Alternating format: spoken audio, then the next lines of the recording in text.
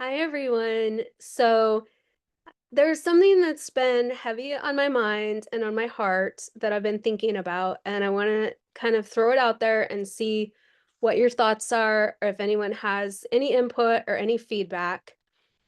So, okay, so um, I am dealing with stage 4 metastatic breast cancer. Um, Last October, I was diagnosed de novo. I had mass in my left breast, lymph nodes, and then it had moved to my spine. They initially thought that I may have it in my liver. Underwent 6 rounds of Taxol, and I have been on Phesgo since last October. Well, actually, it was about November I started. I also had radiation on my spine this past April, May. So, um, currently, like, my scans are looking good. The mass in my right breast and my lymph nodes, all that's resolved. The last scan I had, St. Patrick's Day of 2025. So that's super good news. I'm still waiting to kind of have the next round of scans set and see how the radiation worked out. So, I had like this is an up and down journey for anyone that's been with it, dealing with it, has a family member, probably knows, right? This is like for me, like I can't speak for anyone else. I would imagine other people in similar situations have the ups and downs too, but for me, it's been really up and down, like feeling really good, going through the cycle at the end of like the chemo cycle, starting to feel good again, and then getting chemo and then feeling like it just been knocked down, right? So, I've noticed that my emotions are like that too. Like I have days where I feel really good.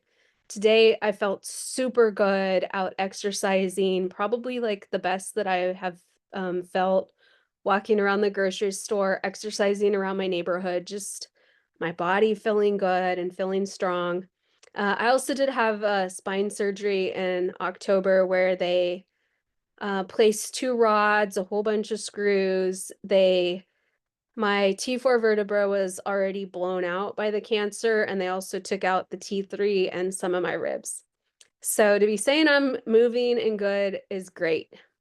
Um, but I have to admit, the last few days I was like pretty emotional. And even today, like it just comes, like the emotions just come where I just feel like I'm like gonna be like waterworks, like and crying. And so I'm still like really like on the border of these deep emotions, I guess you could say. I don't know how to I wanted to say the precipice of deep emotions, but that sounds like too fancy. But anyways, like we're here and I I had a family member, I'm not gonna name them right now. But I had a family member send me a video, and I know this family member meant well, I think, and I've actually already seen this video I think, sent by the past family member. And in the video, the speaker said, and yes, this family member definitely knows what I'm dealing with. The speaker said, "You make yourself sick."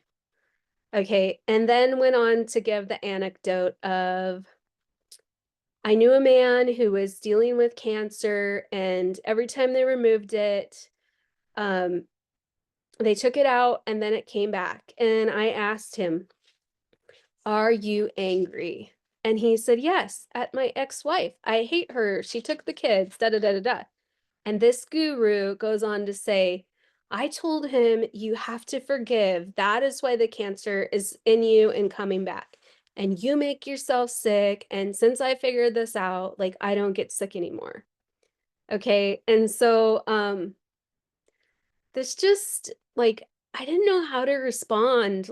And I've dealt with this family member for a long time. Actually, this family member had another family member with cancer, and this family member used to say, "That's why he's sick, because of his anger, because of his emotions." Okay. And so it just seems really unfair to me, I'm gonna say. Like, um, and I have some ambivalent feelings about it because well, okay, first of all, let's go through why this seems unfair to me. Okay, this seems super unfair to me because it's like blaming the victim. It's like, okay, um, you know, you cannot pinpoint the cause of cancer. And they do have evidence that people who have experienced childhood trauma are more likely to have cancer. Like exposure to toxins, more likely to have cancer. Now, it's just crazy how many young people are getting cancer, and cancer's on the rise. Is this because all these young people are mad at their ex? Like, it just can't be, right? So, it just seems really unfair. And on the topic of young people getting cancer, like I'm in the YouTube thing. I'm watching YouTube videos, right? Here we are making one. But man, like I watched the story today of an 18-year-old who was diagnosed with stage 4 cancer. Um, so small digression here. If you know anyone that is a young person that is not feeling right and has intuitions, please encourage them to not discount themselves. Okay, so back to our topic. Like these young people getting cancer, this cannot all possibly be because they make themselves sick with their emotions. Okay, so there's that, right? Um, and then on the flip side, where my ambivalence comes in, I have read the book Radical Remission, in which she talks about releasing repressed emotions. There are many stories. She talks about replacing negative emotions with positive emotions. And so I respect that. Like I respect that input. Then there's also someone else that I follow that I've listened to and respect where he's coming from, and that is Dr. Gabor Mate. Okay, and he worked in palliative care. So he met people, he talked to people, and he has also studied this, right? He's studied about how childhood and trauma impacts chronic disease. So it's like he even identified the cancer personality, okay? So he some of his talks, which we may do like another video on that, especially if you're interested and kind of go into that. He reads obituaries of people like doctors who get cancer, keep working, and basically they just like one of the traits is they don't put themselves first. They put all these other people.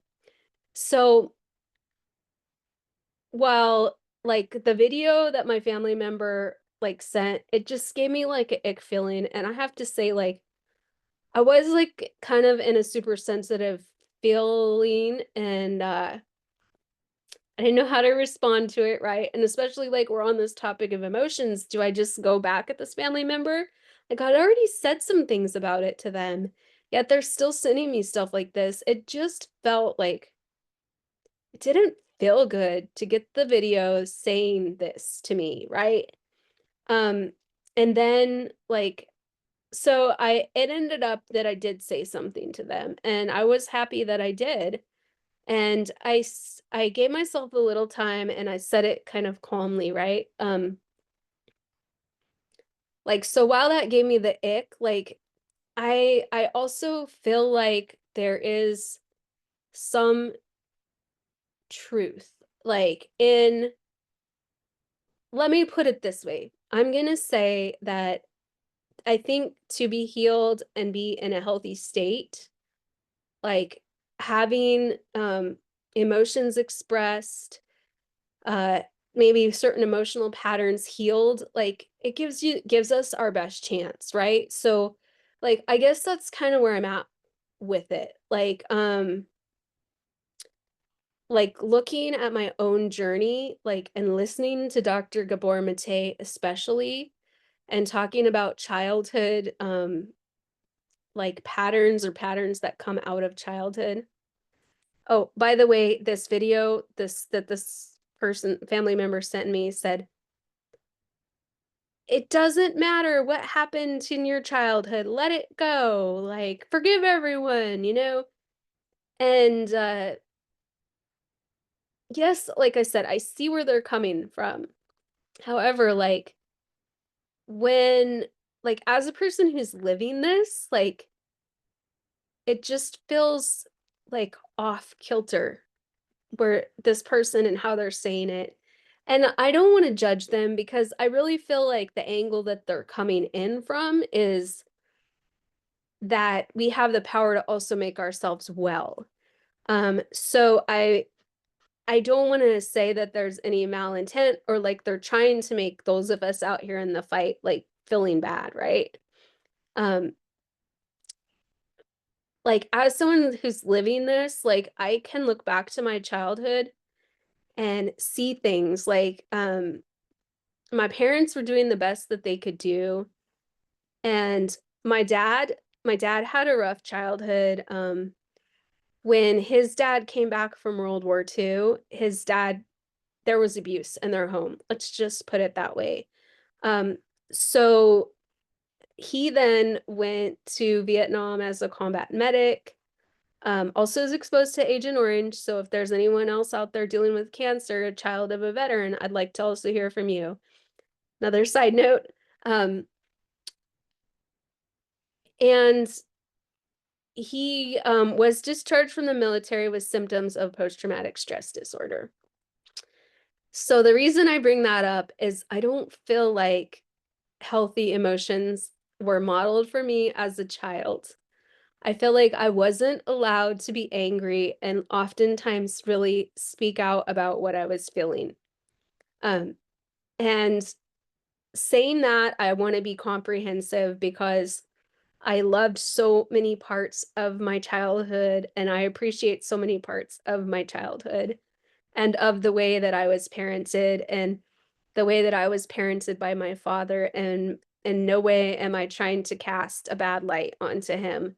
I feel like he was really doing the best that he could do, given the generation that he grew up, what he experienced as a young boy, and as a young man, going to Vietnam so early, being involved in such an intense role over there as a combat medic and a Green Beret, going in, you know, he was dropped in to these foreign environments, and had to fight and then had to treat people. And he witnessed some really wicked things, which he really didn't talk to me about when I was a child, but he did share something with me towards the very end of his life that was a very intense experience, um, that he carried with him his whole life, right? And I think to complicate his story, he was raised very religious, and I do feel like he had a lot of guilt and what they call probably what they call moral injury. So that's like all like what they would say, like those are all like the terms or whatever. So let's just get back like to here like about us. So as a child, like I do feel like I probably stuffed a lot of things. Like if I would have been in a different environment, like I would have been able to say things. Okay, and my parents fought like um and they had conflict and they had conflict in front of me, and I remember times when I was upset about it, and like I just didn't I remember like there's one time that I remember that stands out to me, and I could not tell you exactly how old I was, but I want to say I was probably a teenager or a pre-teenager, just a teenager or pre-teenager, and they were having some type of a fight, and um my dad was saying not nice words to my mom, let's put it that way. And um I remember just being in my bedroom, which I kept like way more controlled than like the rest of the house. Like there was chaos in my house, like just in the living environment, like the relationships, like I was safe in so many ways, but in so many ways there was chaos. And I remember being in there and just like getting myself in this zone, right? When I look back at it and know kind of what I know now, like it is also almost like I was dissociating, right? So like I couldn't say what I wanted to say right then, which was like, stop it. Like, why are you guys fighting in our home? Why is this cycle happening again, again, again? Right? Because this cycle would just go on and on and on, like between my parents. And I could talk a little bit about my mom on a different day, but my mom somehow didn't tap into the pain, didn't see that where this was coming from with my dad was a place of pain, which I feel like I could. I felt like if dad was happy, he would never act like this. So I felt like I could see, but for her, it was always just like about, I can't believe he's treating me this way, and I'm not saying the way that he was treating her was right, but there was this pattern, there were these patterns, right? Um, and it it impacted me. So I carried those I mean, I do think that I carried those patterns. I do feel like there was emotion, and I did eventually get people that I could talk to some about it. But I would go like to my childhood activities, and I wanted just to be like normal, right? So whether my parents had just had a fight or not, like, or I felt like, you know, I didn't really like talk about it that much. I never went to counselors in my teenage years that I can remember. Like, I don't remember like I remember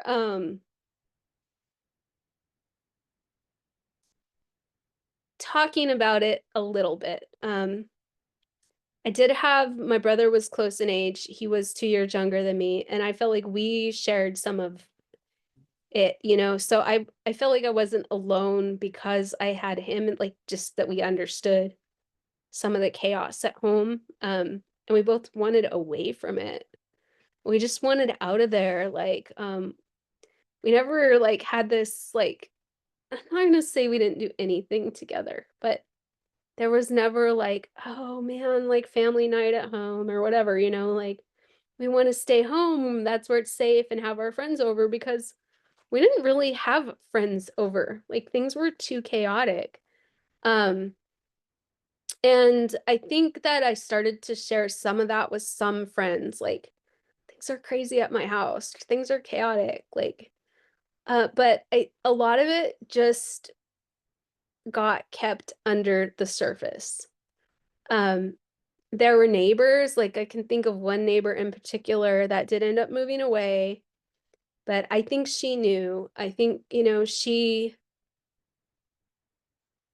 knew. She's reached out to me as an adult, and I think she saw the patterns and saw the chaos, right? And saw how it impacted us and loved my parents and recognized that they were doing a good job, but also recognized that so many things were not healthy. Okay. Um, so many things were not healthy. And like, as I listen to some of these people talk about trauma, as I've had education on trauma, right? Like, I never really, I always rejected that part of me that said that I had trauma as a child for a long, long time because I was not hit. I did have some not nice words said to me. I do not feel like my emotions were recognized. So I do think there were elements of neglect. Um, I was fed, I was housed, I was in extracurricular activities. I was taken to those activities. I sometimes begged for it, but I had running shoes and summer camps, and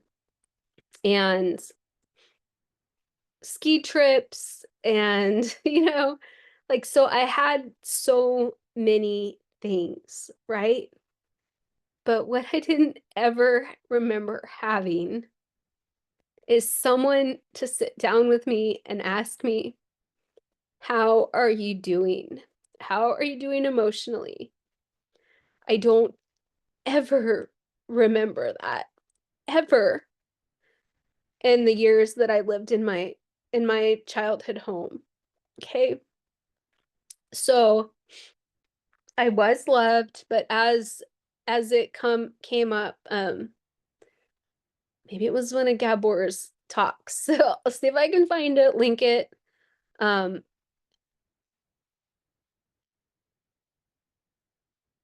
just because you're loved doesn't mean your needs are met, right? Was somewhere the theme of it. And it may not have been his talk, it may have been somewhere else. But so there's no denying that I was loved. And for all that, I'm super, super grateful. And I respect my parents for doing the best that they could. They both have their own issues. So back to this. So I do feel like I have emotional issues, although I hate to admit it, and that maybe the signs weren't there, especially in my early childhood, because I was a straight A student, which maybe can be a sign. Okay, let's actually reframe that. Straight A's can be a trauma response if you know, right? So, but I was a athlete that competed on the state level. I was a state champion. I was, from the outside looking in, I was doing well. Um, I can look back at my own life and see that signs started to come out. If someone was super observant, they were looking for things, they could have probably seen things all along, and especially starting to come out towards the end of middle school and into high school. However, I still did fairly well. I graduated high school with fairly good grades, advanced placement credits, as lettering in athletics. Had the aptitude to probably be up higher, but still fairly high in my class. At that time in my life, though, like, I remember my friends' parents sitting down and talking to them and being involved in their life goals, or they were going to go to college.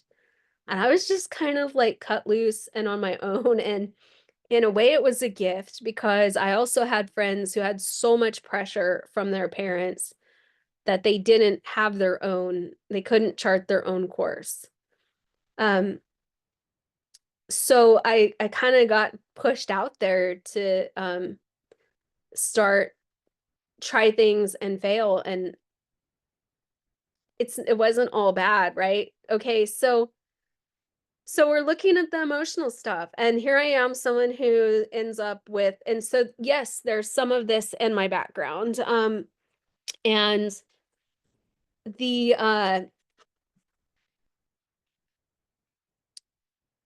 so the your patterns, right, they impact you, right? Anybody who thinks that they don't, like, but I also had this like huge desire to not repeat the patterns and the chaos, and I remember just wanting like peace in my life, and I didn't want to be in a relationship where that type of arguing happened. So I'm not going to give you my whole life story on all my relationships, but I'll just say, like, my first like live-in relationship, and he had a similar background to me. Isn't that funny how it works out? Completely different position in life, and I thought that I had broke the mold with him, right? Um, and it turns out that he had very similar type background, uh, probably scored higher than I did on the advanced or adverse childhood experiences. In fact, I know he did. I didn't see him as that type of person from the time we met. And the patterns came out even though I didn't want them to. Like I got it shown to me, like, um, and ended up, like, as much as I wanted to break the cycles, ended up in some really, like, stressful situations later in my life. Um, extreme stress and domestic violence situations, even though they were not intimate partner violence situations. It was with other family members. I got a dog here that's crying, that's gonna get, needs to go out. So stress, stress, stress, and lots of it. And because of those situations that like overlapped with family business, family assets, family members, and turned into really truthfully domestic violence situations because I was being all kinds of things, right? And eventually ended up leaving that situation. Uh, and the but there was a lot. Let's just put it, and I'm not going to totally air the laundry on the line or whatever for everyone to see, but let's just say there were a lot of feelings of betrayal, a lot of feelings of me trying to control like the situation so that we could be successful. Like there was a lot of heartache involved for me because I was involved in these partnerships that involved family members, and then other family members came in, and I felt betrayed. I felt so so many things, like so many things, and I was angry, and I did express a lot of that anger, and I realized that there were so many emotions, and I realized that they needed to be expressed. And I worked on expressing them, and I worked on my spirituality, and I worked on all of these things in the midst of these super chaotic and heartbreaking like family dynamic situations. Um, that also involved my passions, like what I was putting my life's energy into. So, um, when I look at my back at my own life, and I put others' needs before me, just like Gabor says, like I, for some reason, I was like his traits of, I was the helper. Like I was trying to do things for everyone else and not so much for myself. And I did do some things for myself. I did advocate. I didn't want the environment to be what it was. I certainly was advocating for myself. Um, but looking back, like I didn't probably get out of that situation soon enough. Like it very likely could have impacted my health. I think um it was just a situation that as a young person I'd resolved to never be in because it was so similar to my upbringing. And I think that weighed on me too. That weighed on me. It was like this was never supposed to be my life, and here I am. And but for me to leave was also to walk away from all these things I'd worked on and built, and there was so much heaviness in that, like, it was like a divorce, but with my family, and, um, like I said, I did leave eventually, but,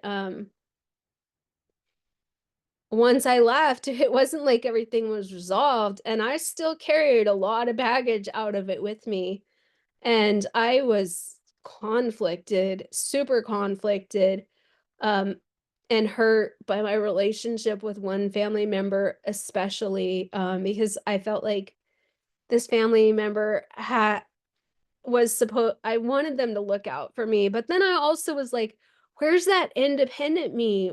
Why am I like an adult and feeling like this with this family, like, I didn't, so it was like I didn't even wanna be that person. Like, but I was so hurt, like, and I carried it, and I was angry with that person still, and the anger, I think, did come from feeling so betrayed and on so many levels, and feeling like my health didn't matter to that person, because I had stuck around in this situation and helped this person. Like, I had started to develop health issues, and this is like a decade ago, right? And this person saw me get really sick.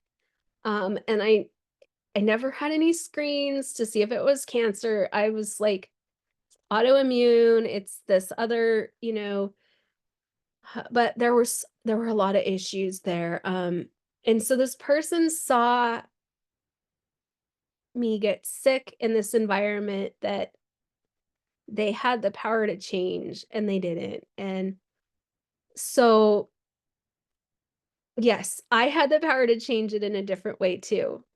I get that now, and I I understand it would have meant walking away from this partnership, which I had so much invested in, but I could have changed it sooner. I actually did plan to change it sooner, and then the pandemic happened, and so I was put my plans on hold to move out of this more rural area of Colorado to the city. I was planning the exit for a long time. Let's just put it that way, because I knew it was hurting my health. Like, I thought I was invincible, and I got sicker than I could have imagined in that situation. Um, and then, I felt like I had an agreement with this family member partner that wasn't gonna happen again, like, and then it did, and this, uh, you know, like like, uh right, I know I'm being a little bit vague here, but that's because I do have certain family members involved, and really what it's about is not who the players and the characters are, but our emotional state, right? So for me, like, I was like, "Oh my god," I felt so betrayed, um, because I was in somewhat of a dependent situation. This person owned the property, this person had different leverage and, things than I did, and so, like, I ended up walking away, like, but I was upset, and I was hurt, and I left a lot behind, and I had to trade out a lot, and years, decades, what I worked for, I basically, saw it crumble, like, and had to it wasn't the outcome that I had wanted and hoped for when I entered into the agreement and the partnership with this person. It was way different, okay? And so we could, um just circle back. Okay, so circling back, how do our emotions impact our health, right? We know things like, through research about childhood trauma, about stress, and their connections to disease. So there's some element, right? There's some impact. Um, those heightened states of flight or fight, cortisol levels, all of those are intertwined with our health. Is it as simple as you make yourself sick? I don't think it is. I don't think it's as that simple, especially not when you talk about patterns that come out of childhood.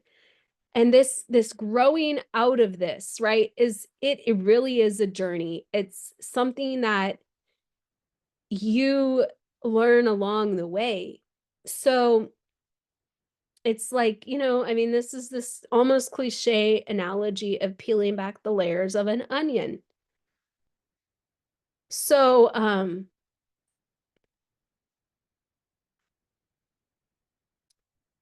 what can we do? Like, so what's the action behind it? We can listen to people like Gabor Mate, listen to these other people that may connect this, but we don't, if it doesn't align with us, because like I'm saying, that does not align with me. This you make yourself sick doesn't align with me. What does align with me is being healthy includes attention to your emotional state. Healing includes attention to your emotional state. Balancing your body includes balancing your emotions. And that may be looking back all the way to your childhood, to your relationships. It may be looking at your current environment. It may be seeing what's working for you or not working for you and making changes. So, like for me, this is this ongoing process, right? Like, but I'm really looking at it. I'm saying, what what am I carrying from childhood? Like, I don't want to live in the past. I don't want to live in the past, but what am I carrying? Were there times that I wanted to have a voice and I wanted to say something and I wanted to speak up and I wanted my truth heard, and my caregivers are not in a position to listen to me or didn't give me that space? And what would I say? So there's some element of that. The other thing that I want to do is I got this idea. I have to give a little bit of credence. Um, Joel Osteen's mother, Dodie Osteen, um, healed from very serious cancer, and she said that she wrote letters. Um, so I have a list of people that I'm going to write letters to. I don't know yet if I'm going to send them. I may send some of them and I may send all of them. And I don't know if they're actually going to be like forgiveness letters. And that's just kind of where I'm at. I'm also hearing this. You have to forgive, you have to forgive, you have to forgive. Um, and that I'm look, I believe in forgiveness. I believe in forgiveness. Um, I also believe in agency and, you know, empowerment, and I guess forgiveness means different things to a lot of people. I also believe in sometimes your paths diverge from people, and that's okay, I guess. So right now my plan is to write the letters. I may or may not send them. They may be I forgive you letter or I understand letter. They may be like, I don't hold anything against you. They may be like, I still don't want to talk. I don't feel safe around you. Um, I'm not holding anything against you. However, I'm too vulnerable to let you back into my inner circle right now. So I don't know exactly what is going to come out of me for the letters right now. I just have it on my notes app.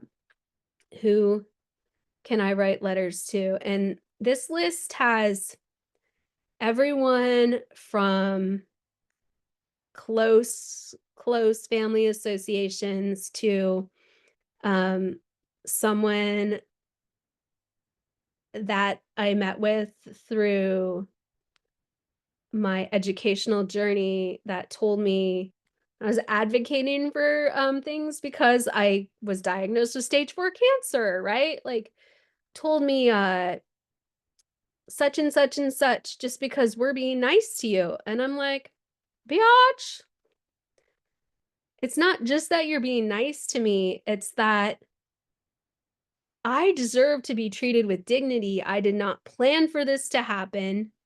Like, I am asking you to modify your timeline slightly because it's the right thing to do for me. Like, I shouldn't be punished for getting cancer, right? So some of the it's these casual associations to these very intimate associations. But anyone that I feel like there might be some sort of unresolved emotion or that I have emotion with, they're on my list, right? So it's going to be just starting writing. If it's somebody that made a one-off comment, and it just stills under my skin a little bit, I'm going to write a letter and I'm going to say, okay, you know, perhaps you were doing the best you could do. Perhaps you didn't understand how that would land on me, or how can I expect you to understand how this feels when you've never gone through it? At the same time, I'm disappointed that you're someone that's teaching people in the social work profession and you're laying comments on me like this. However, like, I understand the end of a really long year, like, I'm gonna, like, keep walk through your comments with my head held high, but, you know, so that's kinda my strategy. I don't know if you end up watching this, that might be something that you wanna do. Please let me know if you do. Please let me know any feelings you have about this topic, your own journey, either, privately or in a comment. I know that people are catching this video. Um, I know there have to be people out there going through really similar journeys, or contemplating, similar topics. So, um, and it's kind of a complex topic. I think even though, uh, something that maybe this is the tip of the iceberg of. So, perhaps we'll talk about it more, at a different date. And thank you everyone for being out there, for listening, for, um, you know, those of you that are on the quest, like kind of like I'm on the quest to connect, find out what other people are going through. Like, I appreciate it, man. I'm being touched by people's stories. So, um, for those of you that listen to any part of my story, like, and want to connect, like, I'm grateful. Like, this is our shared human experience, all of it, right? So, um, thank you. It's evening time here in sunny San Diego, California. So, um, I'll say thank you.